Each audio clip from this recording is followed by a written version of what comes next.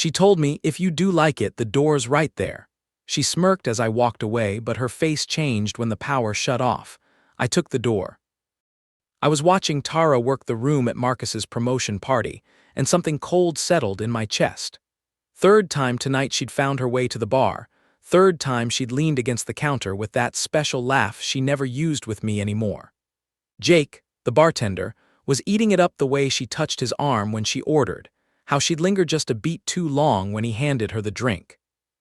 You're being paranoid, I told myself, but my gut knew better.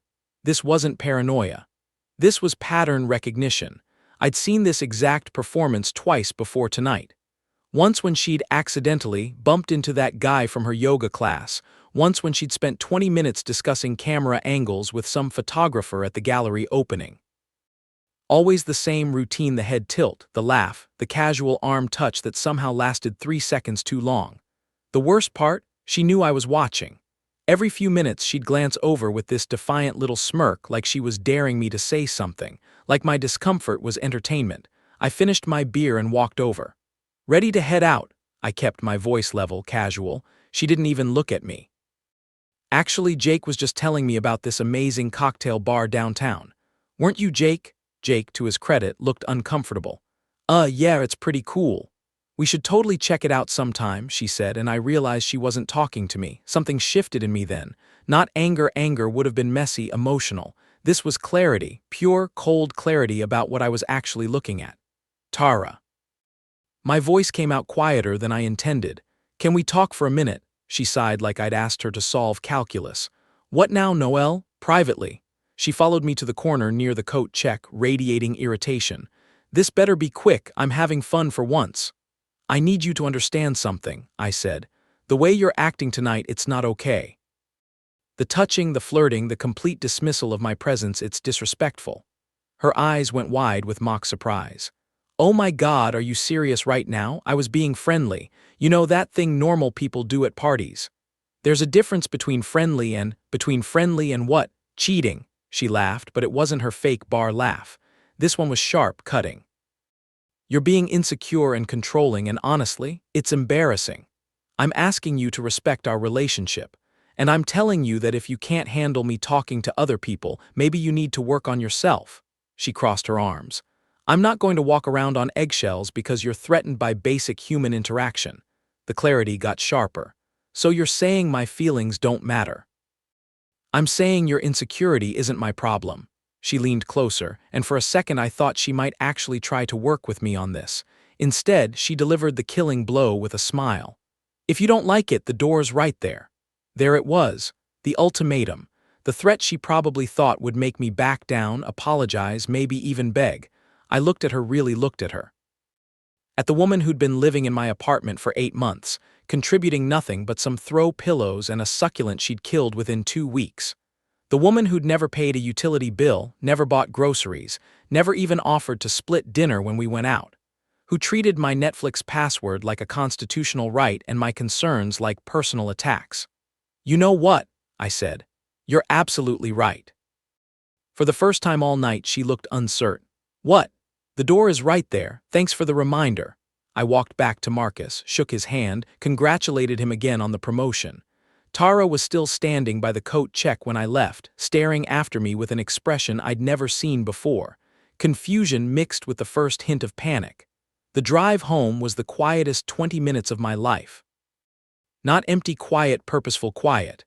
The kind that comes when you finally stop pretending something broken might fix itself. I pulled into my parking spot and sat there for a moment, looking up at the apartment windows. Our apartment windows. Except they weren't, were they? They were mine. The lease, the deposit, the monthly rent that came out of my account like clockwork, all mine. Just like the Netflix subscription she demanded the password to on our 3rd date. Just like the utilities she'd never offered to split. Just like the groceries that somehow never ran out, even though I was the only one who ever bought them. I climbed the stairs slowly, keys already in my hand. Tomorrow was going to be interesting. I unlocked the door and stepped into the apartment, seeing it with new eyes. The throw pillows she'd bought, her only contribution to our living space, suddenly looked like exactly what they were, decoration masquerading as investment. $30 of fabric trying to justify 8 months of free rent. I pulled out my phone and opened the Netflix account settings, changed the password. Then I called the utility company. I need to schedule disconnection for electricity and gas, I told the representative. End of the month. Any particular reason for the disconnection, sir? Moving out. Not technically true, but close enough. Next call was to HR. Hey, it's Noel. I need to use some of that corporate housing assistance. Yeah, the temporary relocation program. They'd been pushing it on employees for months. Company subsidized apartments for people in transition. I'd never needed it before, but that was about to change. How long would you need it for? Janet from HR asked. 30 days, maybe less. I'm reassessing my living situation. No problem, I can have the paperwork ready by tomorrow morning. I hung up and started packing. Just my clothes, my books, my laptop. Everything that was actually mine. It was remarkable how little of the apartment belonged to me personally when you removed the furniture and appliances I'd paid for. My phone buzzed. Text from Tara. Where did you go? Jake bought me a drink and I wanted to introduce you properly. I stared at the message for a long moment, then deleted it without responding. 20 minutes later, another buzz. Noel, are you home? I can see your car. Delete. Then another. Okay, this is getting weird. Can you please just answer me? I turned my phone face down and kept packing. By the time I heard her key in the lock, I had 2 suitcases ready and was folding shirts into a third. The apartment was quiet except for the sound of hangers sliding across the closet rod. Noel, her voice echoed from the entryway. What the hell are you doing? I didn't look up from my packing. Taking your advice. What advice? She appeared in the bedroom doorway, still in her party dress, makeup slightly smudged. Why are you packing? You said if I didn't like it, the door was right there. I held up a dress shirt, checked it for wrinkles, folded it carefully. You were right, so I'm using the door.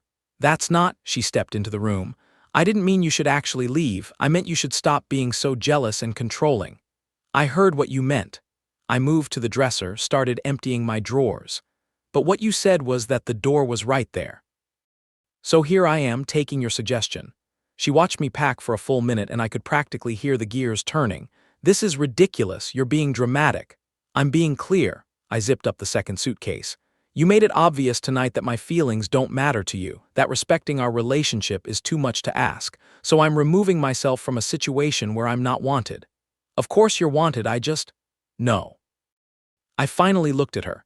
You don't get to have it both ways. Either my concerns matter or they don't. Either you respect what we have or you don't. You made your choice very clear tonight. My phone, still face down on the dresser, had been buzzing intermittently. I flipped it over. 17 missed calls, all from her number. You've been calling me. I've been trying to reach you for 2 hours. Her voice cracked slightly. You just disappeared from the party and then you wouldn't answer your phone and you were having such a good time with Jake that you didn't notice I was gone for 2 hours. She opened her mouth, then closed it. That's what I thought. I picked up the third suitcase. I'll be back for the rest of my things this weekend. Wait. She stepped in front of the bedroom door. You can't just leave, this is our apartment. Actually, it's my apartment. My name on the lease, my deposit, my monthly rent payments. You've been a guest here for 8 months. A guest, I live here. You sleep here. You eat food I buy, watch Netflix on my account, use utilities I pay for. But you don't live here, you exist here. The color drained from her face. That's not fair. What's not fair is expecting someone to subsidize your lifestyle while you openly disrespect them. I moved toward the door and she stepped aside automatically. But that's over now. I was halfway to the front door when she called after me. So that's it? You're just going to throw away 8 months because of one conversation? I stopped, turned around. Tara, tonight wasn't one conversation. Tonight was you showing me exactly how much you value what we have. And the answer is not at all. That's not true. Then why are you more upset about losing the apartment than losing me? She stared at me, and for the first time since I'd known her, she had nothing to say. I called my mother from the corporate apartment an hour later. You did the right thing, she said after I'd explained everything. A woman who threatens to leave doesn't get to be surprised when someone takes her up on it. I just keep thinking maybe I overreacted. Honey, you've been paying for everything for 8 months while she treats you like a roommate she's embarrassed by. The only thing you overreacted to was putting up with it this long. I hung up feeling lighter than I had in months. My phone showed 43 missed calls now. I turned it off and went to sleep in my own bed, in my own space, where nobody would question my right to have feelings. I woke up to silence for the first time in months. No hair dryer running at 6 a.m., no complaints about the coffee being too weak, no passive-aggressive comments about my boring breakfast routine, just peace. My phone had been off all night. When I turned it on, the screen lit up with notifications like a slot machine jackpot. 73 missed calls, 47 text messages, 3 voicemails. I scrolled through the texts, watching the progression from confusion to anger to panic. This is insane, you need to come home and talk about this like adults. I can't believe you're being this petty over nothing. Fine, have your tantrum, I'll be here when you're ready to apologize. Then, around 3 a.m. the tone shifted. Noelle, please just call me back. I don't understand what's happening. The Netflix isn't working. I almost laughed at that last one. Of course, that's what finally made it real for her. At work, I signed the corporate housing paperwork with Janet from HR. Everything okay? She asked, sliding the documents across her desk. Better than okay, I'm finally seeing things clearly. Good for you, the apartment's available immediately if you need it. I was heading back to my desk when my phone rang. Unknown number. Noelle, thank God it's Tara. I'm calling from work. I know who it is. You blocked my number. I changed my number. Not true, but I'd put her on Do Not Disturb. What do you want? I want to talk. This whole thing is crazy. You're acting like I cheated on you or something. No, I'm acting like you told me to leave if I didn't like how you were treating me, so I left. But I didn't mean it like that. Then you shouldn't have said it like that. There was a pause, then, look, I talked to Jake after you left. He said you seemed really upset. Jake said that? Well, he said you looked intense. The point is, he knows we're together. He wasn't trying to steal me or anything. Something cold settled in my stomach. What exactly did Jake say? Just that he could tell you were jealous and that he wasn't interested in causing drama. He's actually got a girlfriend. And how does Jake know we're together, Tara? Another pause. Longer this time. I might have mentioned we were having some issues. Issues? I mean, we were fighting and I was frustrated and what exactly did you tell him? Nothing, just that things were complicated right now. The cold feeling spread. Complicated how? God, Noelle, why does it matter? The point is, what did you tell him? Her voice got smaller. I might have said we were taking a break. There it was, the truth underneath all the performance. A break. It's not what you think. So while you were touching his arm and laughing at his jokes, you were telling him you were single. I didn't say single, I said, taking a break, which to any normal person means available. I leaned back in my chair, staring at the ceiling. How long have you been telling people we're taking a break? I haven't been telling people that. Just Jake, look, sometimes when people ask about my relationship status, it's complicated to explain. It's really not, you either have a boyfriend or you don't. You're twisting everything. I'm understanding everything, finally. I stood up, walked to the window. You've been shopping around while keeping me as a backup plan. Living in my apartment, using my Netflix, eating my food while telling other guys you're basically single. That's not. And last night when I called you on it, you thought you could scare me back in line with an ultimatum, except I didn't scare. Noelle, please, I have to go, I'm at work. Wait, we need to talk about the apartment. The rent's due next week and I don't have, I hung up. Devin found me at lunch, sliding his tray across from mine in the cafeteria. You look different. Different how? Lighter, like you've been carrying something heavy and finally put it down. I told him about the party, about the conversation, about the corporate apartment. He listened without interrupting, nodding occasionally. So she's been telling people you're on a break, apparently, while living in your apartment. Yep. And using your Netflix. Among other things, he shook his head. Man, that's cold, even for her. Even for her. Come on, Noelle, you know I never liked how she treated you, always felt like she was just using you as a placeholder until something better came along. Why didn't you say anything? Would you have listened? Fair point. My phone buzzed, text from an unknown number. This is Tara. I borrowed someone's phone. Please call me, the power got shut off. I showed Devin the message. He raised an eyebrow. Didn't you call to disconnect utilities? End of the month, that's still 2 weeks away. So why is her power off? I called the utility company. Hi, this is Noelle Brennan. I called yesterday about disconnecting service, but I'm getting reports that power is already off at the address. Let me check. Yes, sir, we show a disconnect yesterday for non-payment. The account was 3 months behind. 3 months? Yes, sir. We sent multiple notices to the address, but payment was never received. I hung up and stared at Devin. She hasn't been paying the utilities. What? For 3 months, the power's off because she owes them money, not because I disconnected it. But I thought you paid all the bills. I pay rent, groceries, my phone, my car. I thought she was handling utilities and her own expenses. I felt like an idiot. She's been living completely free for 8 months. My phone rang, same unknown number. Noel, thank God. Listen, there's been some kind of mistake with the power company. No mistake, you haven't paid the electric bill in 3 months. Silence. Tara, I was going to catch up on it. With what money? You work maybe 10 hours a week freelancing.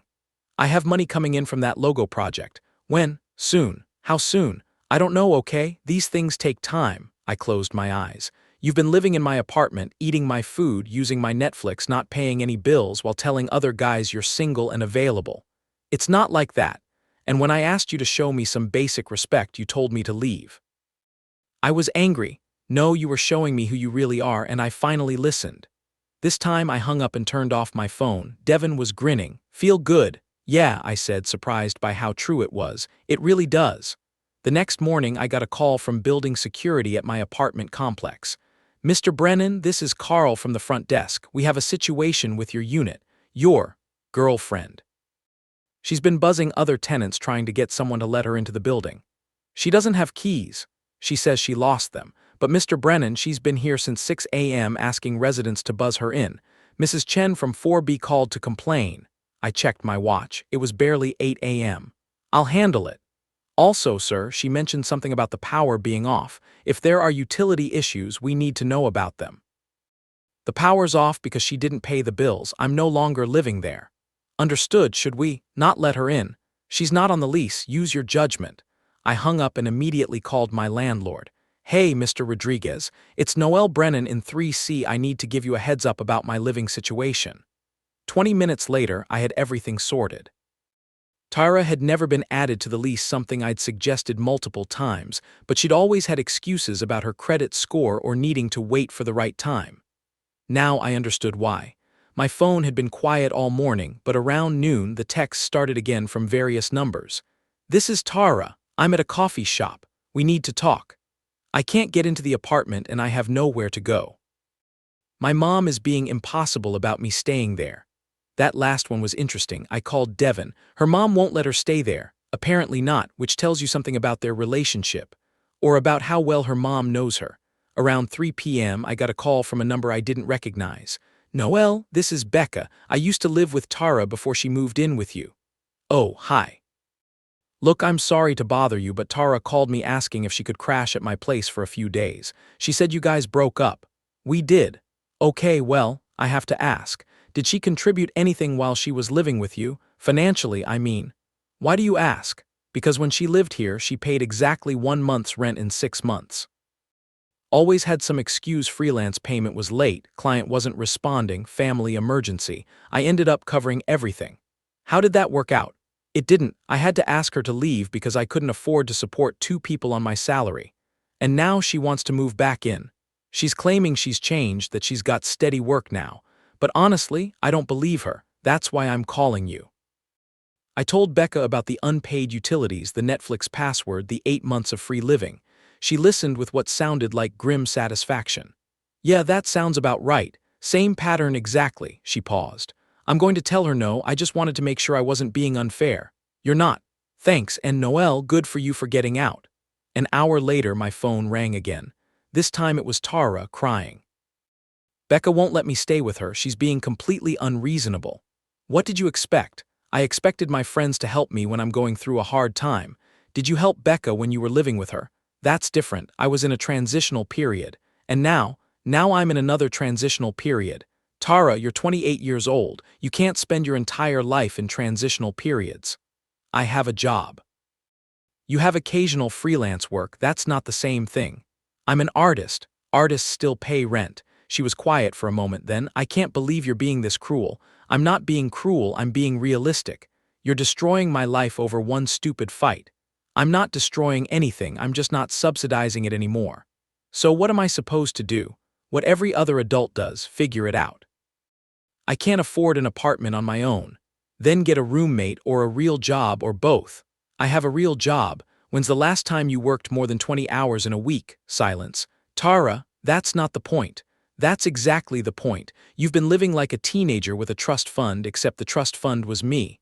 I never asked you to pay for everything. You never offered to pay for anything. Because I thought we were partners. Partners contribute equally. You were a dependent. She started crying harder. I don't have anywhere to go. What about your parents? They said I can stay there, but I have to pay rent, and I have to get a real job. Sounds reasonable. It's not reasonable. I'm their daughter. And you're an adult daughter who needs to learn how to take care of herself. I can't believe you're siding with them. I'm not siding with anyone, I'm just not disagreeing with basic adult responsibilities anymore. I hung up and turned off my phone. That evening, Devin came by the corporate apartment with pizza and beer. So how are you feeling about all this? Honestly, better than I have in months. I didn't realize how much stress I was carrying. The stress of supporting another person. The stress of being in a relationship with someone who didn't respect me. And now I'm remembering what it feels like to have my feelings matter. To who? To me. We ate pizza and watched a movie on my Netflix account, the one only I had the password to. Around 10 p.m. I turned my phone back on. 12 missed calls, 23 text messages. But this time they weren't from Tara, they were from her mother. Mr. Brennan, this is Linda Mitchell, Tara's mother. I think we need to talk. I called her back. Mrs. Mitchell, thank you for calling. I wanted to apologize for my daughter's behavior and to let you know that she's safe. She's staying with us. That's good to hear.